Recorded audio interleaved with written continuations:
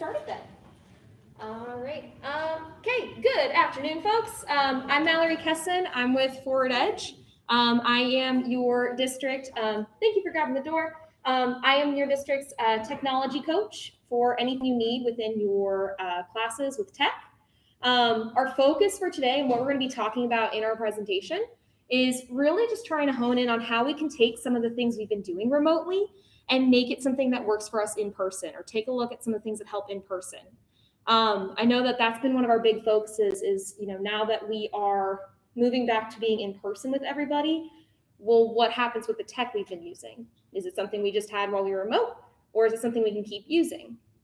And to be perfectly honest, it's something that should be helpful to you, no matter if you're remote or in person. A number of these tools that we're going to be talking about and a number of the strategies are ones that even I've used in my classroom pre-pandemic. So back before COVID was even a thing, when Corona was just a drink and, not something that makes us sad. These are things that have been used by teachers in person, by myself in my classrooms, and so hopefully this will help out. So we'll go ahead and get started. Like I said, my name is Mallory Kessen. I am available in district this semester, Monday through Thursday. Woo! So I'm actually available 4 days a week to help out, in addition to any one-on-one meetings, anything that can help out for your class. I have some classes where I've actually worked with teachers on brainstorming, on coming up with lesson ideas, and also just even troubleshooting. If you had something happen in class that maybe didn't quite go so well with tech, we can sit down and talk about it and try to see where we want to go from there. I do have a couple of tech links to know, things that can help out, including our Virtual Vikings website, where you can go to make an appointment with me, as well as my coaching menu, which is something that is really going to be a nice one for as we're going back to being in person. All of these links, I am going to send you guys the slide deck after our presentation, so you'll have access to all of these things. And then the last part is that Forward Edge webinar series. I love getting to tell teachers about it because it's something that we offer for free for teachers. All of our webinars are, like I said, free. They are just on Zoom, and they are typically on, the third Thursday of each month. So actually our one for March is this Thursday, the 18th. And our focus for that one is going to be review games that students love. And then after that, we just have 2 more. We have Learning to Code Anywhere on April 15th, which I'm really stoked about because I'm a huge fan of everyone should be able to code. And then our last one we have, this is another one I'm kind of excited for, is May 20th, and that is KonMariing your digital classroom, or finding, what sparks joy, what you can pitch, what you want to keep for the following year, things like that. So we have those 3 that are left. I do highly recommend getting to check them out if you're interested in them, but maybe the time frame doesn't work for you, or maybe you're curious about any of the ones that we've done in the past. We also have that after the webinar happens, they are all also available on demand. So you can always access them. So if you really want to go back to the August one even, you can still get to check it out. Okay, so for our agenda today, we're going to be talking about our tech transformations. So ways we can take 3 of our probably most commonly used tech tools. I promise not Zoom. Zoom is not one of them. But 3 of our most commonly used tech tools, and try to find ways that we can use them in person as opposed to just when we're remote. And then at the end, I always like to leave people with kind of like a now what, or okay, that's cool that we had this lesson. It's cool we talked about it, but where do we go from here? And then if people have questions or concerns, comments, if you see something that you liked in here, but you kind of want to see it in action, anything like that, I'll open it up for that, or people can just ask what they would like to ask. All right, so this part is just kind of a reminder. One of my favorite metaphors, and this is something that if people remember from our top 5 tech tips, I talked a little bit about. On our team, we are really, really passionate about, we don't use technology just to say, ooh, cool, we use technology. We use technology because it is a means to get to an end. It is something that we use with purpose. So one of my teammates actually has a really great analogy he uses where he says, when you're going to do a house renovation project, you don't go to Home Depot and buy the tools and then go home and go, gee, what am I going to build? Instead, you think about what your goal is. So my mom, for example, is in the middle of renovating her bathroom. for this house that was built in 1892. So she's finding all sorts of fun stuff. So she's trying to go through that. Well, wouldn't it make sense for her to go and pick up tools for trying to build a shed in the backyard? Same thing here. Are our goals engagement?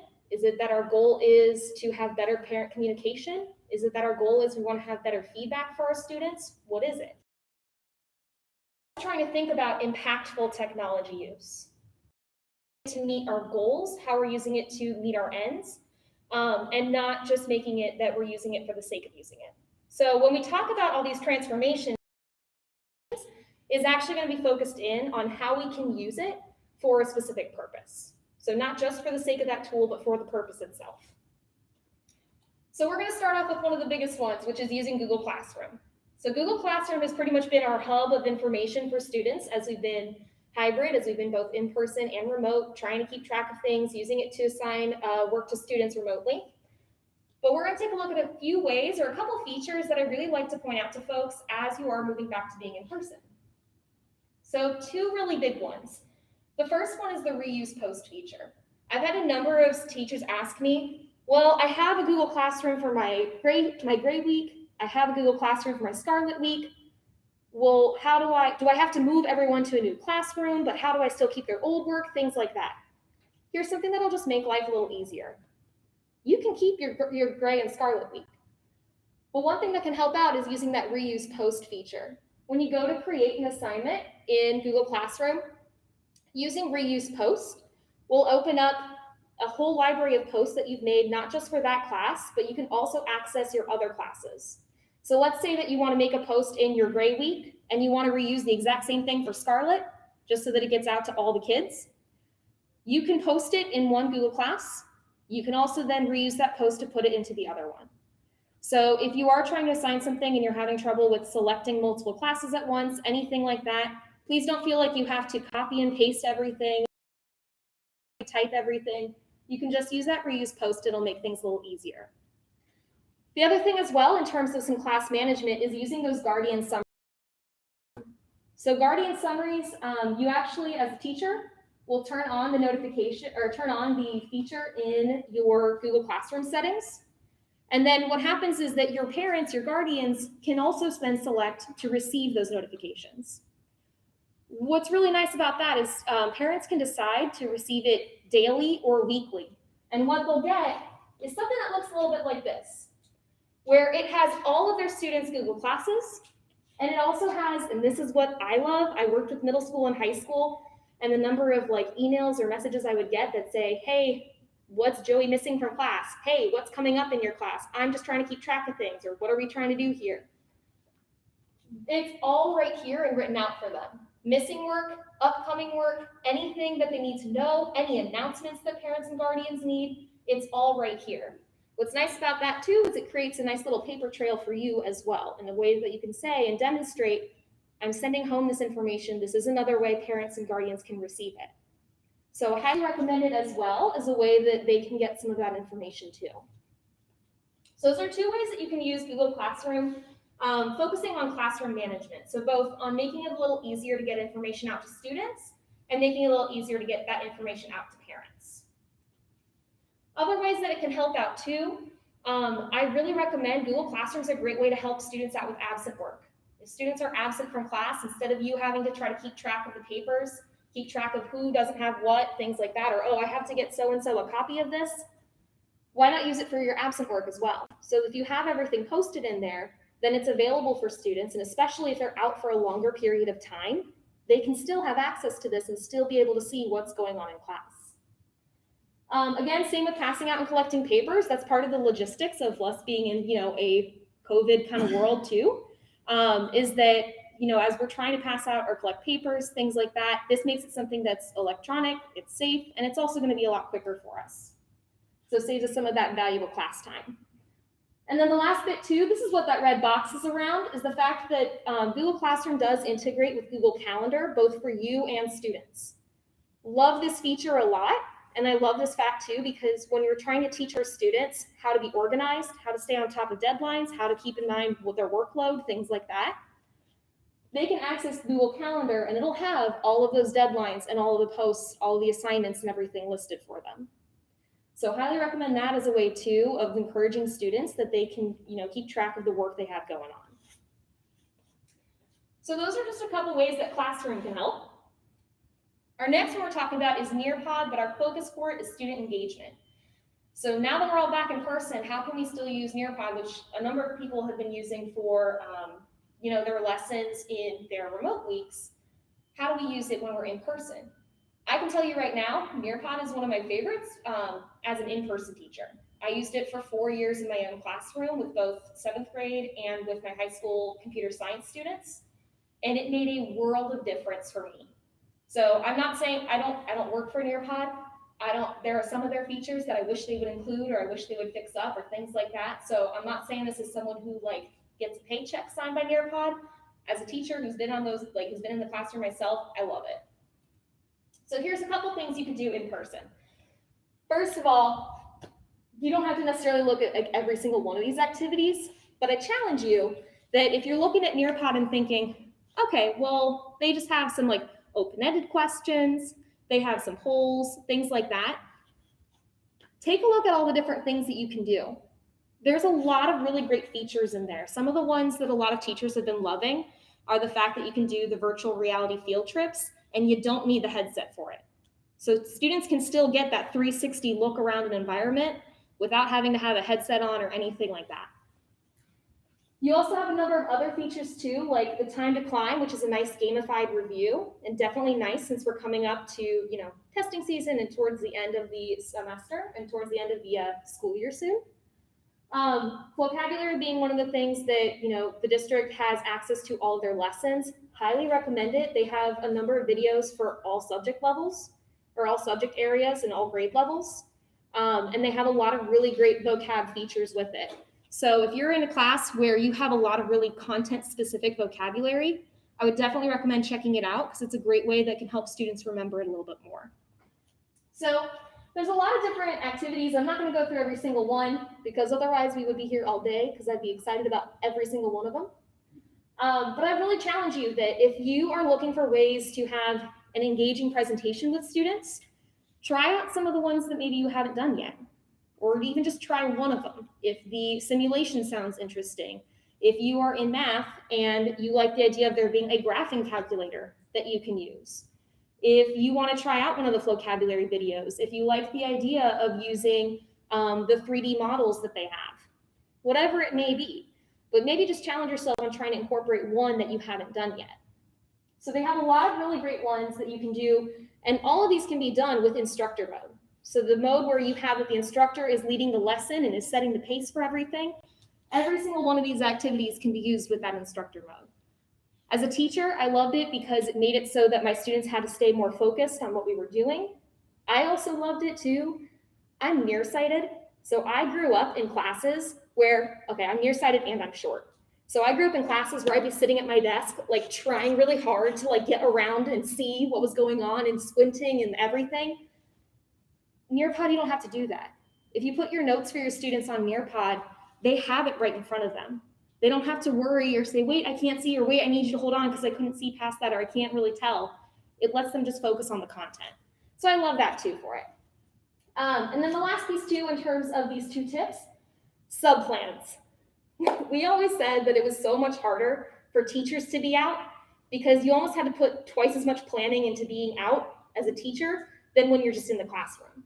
So I know I've done it, and I know I've had teacher friends who've done it, where there are days where we're like, man, I really need to take this day, or man, I'm not really feeling that well, but I don't know how to deal with the hassle of the subplans and everything, so I'm just gonna come in anyway.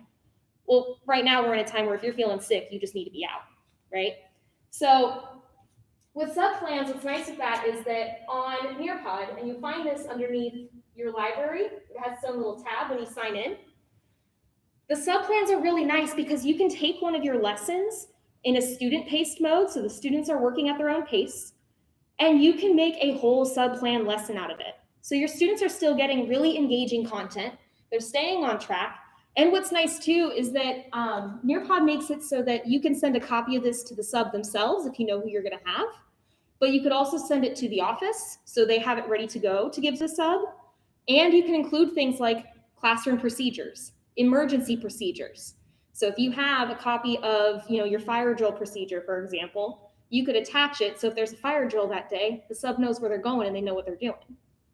But they have all of these available in a concise way for subs so that they get what ends up happening is they end up getting this lesson plan that's all set and ready to go. You also get an email with everything, and then they can give feedback, and it makes that correspondence a little bit easier for everybody. So highly recommend that as well as a way to kind of keep students staying engaged. And I know, again, we're getting close to the end of the school year, but this is something that honestly I would love to do even into next school year if I were a teacher. It would make everything so much easier and so much less stressful. So those are two things you can do for Nearpod. A couple other ways that it can help out. They do have, after every session, you can get your reports. As a classroom teacher, I always use this for participation info because it'll tell me how many of my students participated, and it'll break it down individually. So I can see, okay, Susie only answered 2 of the 4 questions. I need to kind of check in with her. Or I can see that Alex answered all 4, so we're good to go, things like that. So you can use it for participation info for yourself, for families as well, and as a way too that you can use it to work with students and say, hey, I noticed you're only answering a couple of these questions, what's going on? Or I saw your answer on our exit ticket, and you were close, but not quite, and you can kind of rework with them on that. I also loved it too as a way to get quieter students involved.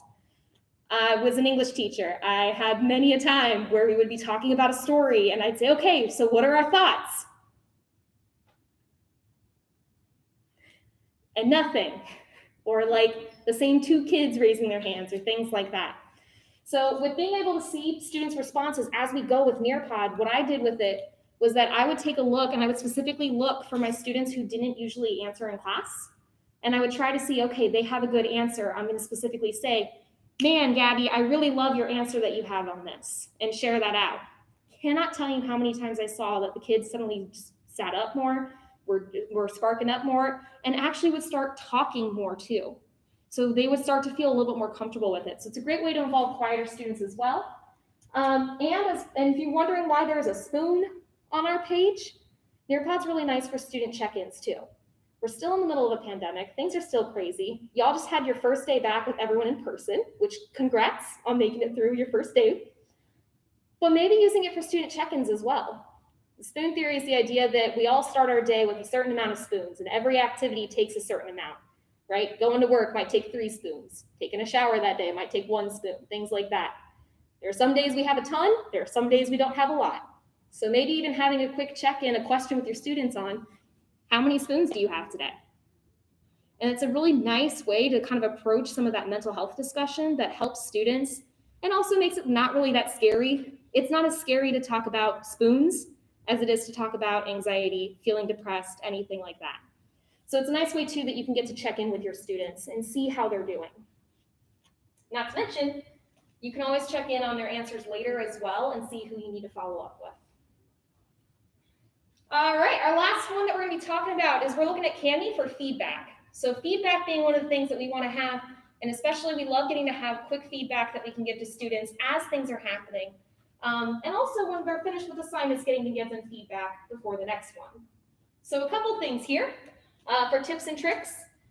So our left side here is going to be for when you're in the document or when you're seeing what's going on. There's 2 things that can really help out. The big one is that there's real-time collaboration. So you could use Cami assignments as a way to do group work for students, right? So as a way to do group work for students and have them in the same document working together, which again is really nice when we're in a time where, students can't just huddle up right next to each other and everything. They can still work collaboratively in the document. And in the bottom right of every Cami assignment, you can see who all has access. And that little green button is where you can see who's actively online making changes. So you can see who all is available. And then it's a little hard to see on the screen, I apologize, but up in that red box on the Fun in the Garden activity, any annotation you hover over, you can also see who made that change. So you can see which student did what. Again, had a number of times where we would have, group work, and I'd say, well, who did what? And one kid's like, I did everything, and the other kid's like, I did everything, or they did nothing, or things like that. It takes all the guesswork out of it, because you can just directly see what was happening and can directly give feedback on, hey, maybe let so-and-so have a chance to answer a question, or, well, Johnny, why don't you try answering this next one? Things like that, because you can see who's been writing what. The other thing, too, is that for feedback, Cami has 4 ways that you can give comments.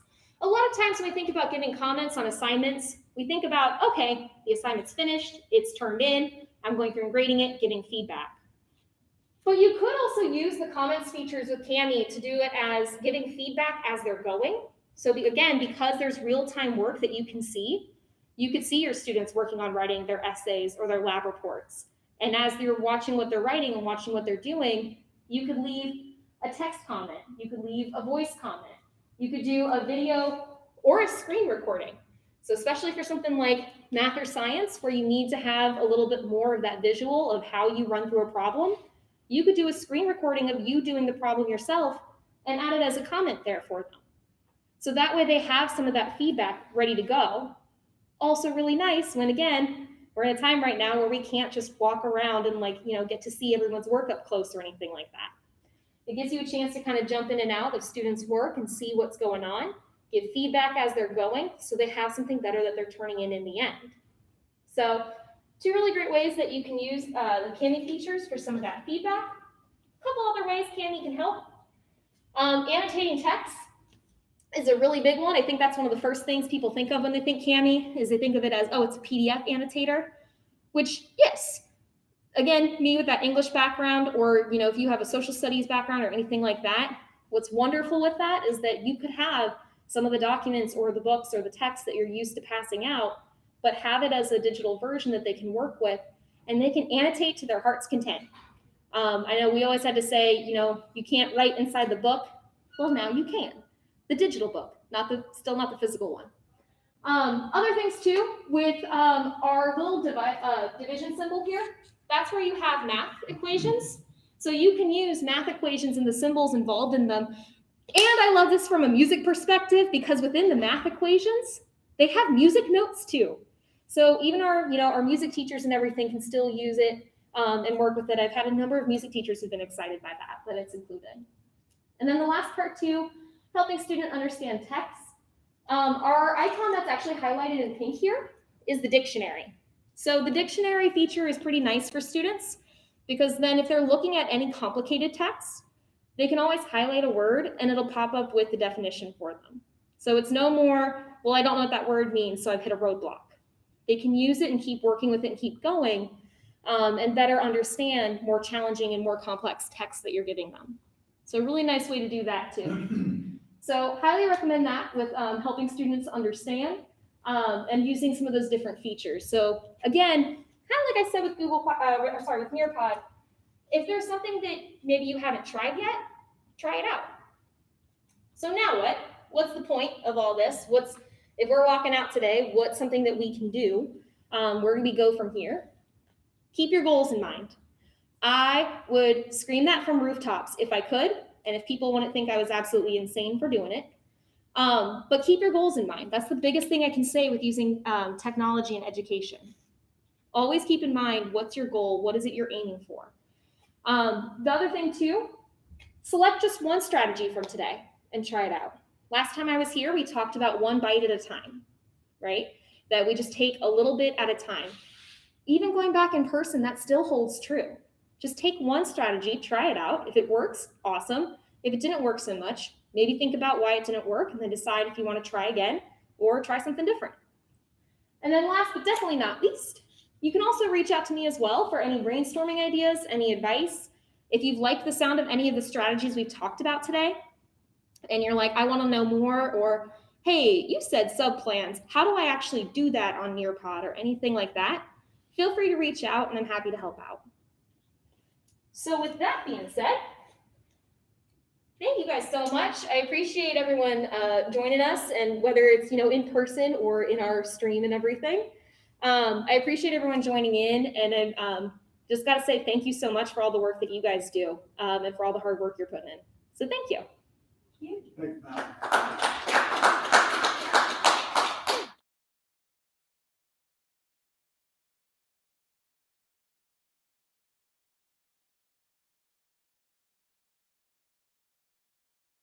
I want to assign it to the different students.